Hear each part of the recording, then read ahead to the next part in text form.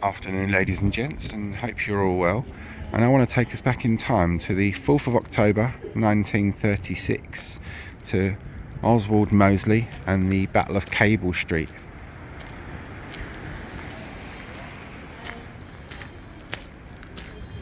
The Battle of Cable Street Mural. On the 4th of October 1936, the people of the East End halted a march by fascists in what has gone down in history as the Battle of Cable Street.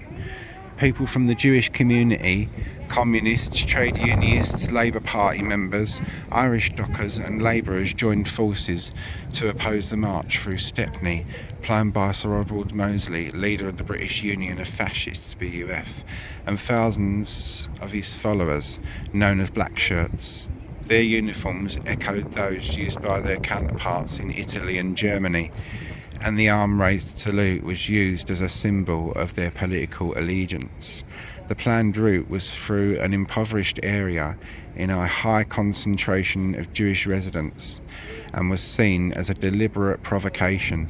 The government of the day refused the request by Jewish and local community groups to ban the march, and on the day over 250,000 East Londoners took to the streets to bar the way to British fascism. The Spanish Civil War had begun a few months earlier, and opposition to Mosley's black shirts was seen as the same struggle as that being fought by the Spanish Republicans against Franco's German and Italian-backed nationalists. The slogan used by the Republicans in the defence of Madrid was adopted at the barricades in Cable Street: "They shall not pass. No pasaran." The ensuing action ensured that Mosley's marchers turned back and political history was made. One resulting legacy was the Public Order Act of 1936, banning the wearing of political uniforms in public.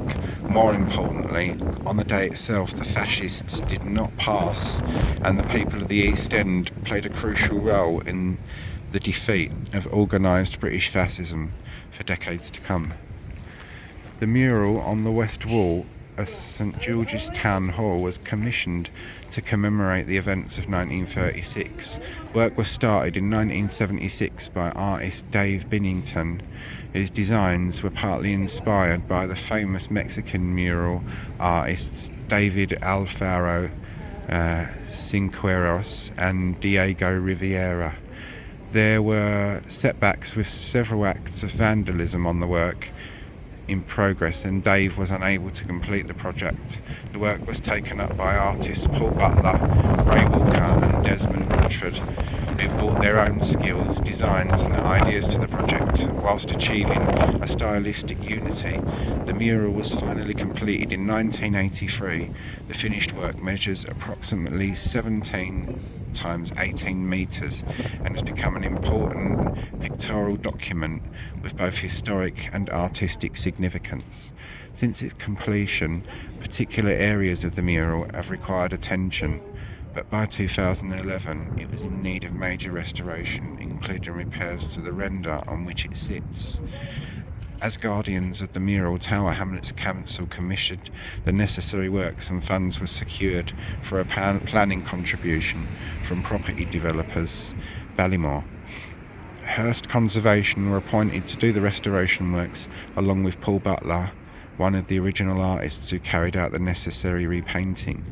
This epic mural serves to remind us of what can be achieved when communities join together against those who seek to divide them.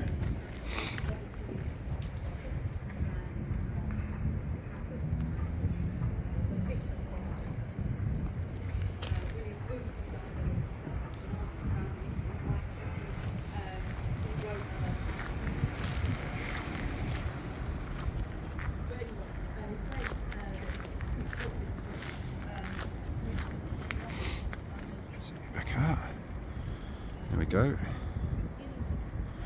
It's a tour group just there, so. And this is at St George's Gardens, which is by the Church of St George in the East, which I've just finished doing a video of.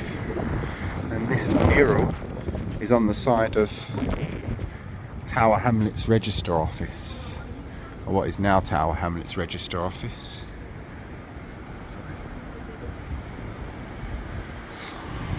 So yeah, there we go, Tower Hamlets Register Office and the Battle of Cable Street.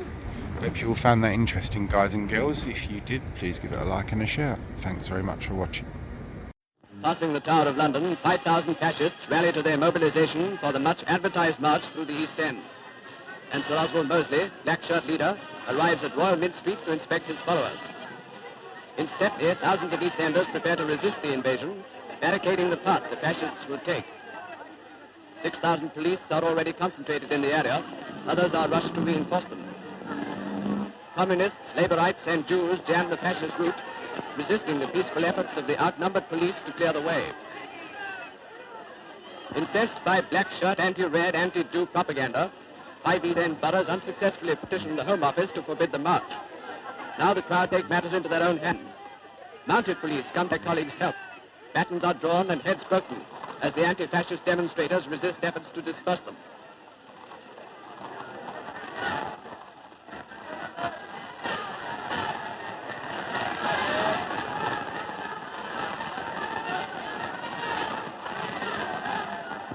Fighting now spreads to the Mint. Sir Oswald Mosley was informed by the police commissioner, Sir Philip Game, in Trilby Hat, that to avert serious bloodshed, the march would be banned. A car charges a black shirt crowd to get away. The incident rouses both sideways. Blows all round. Minor injuries come thick and fast.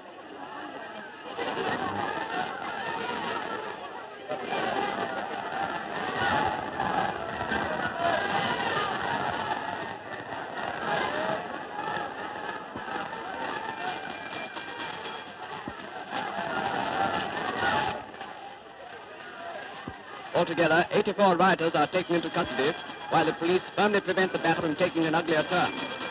80 injured are taken to hospital. Hundreds more receive first aid on the spot. From impartial people, the police earn nothing but praise.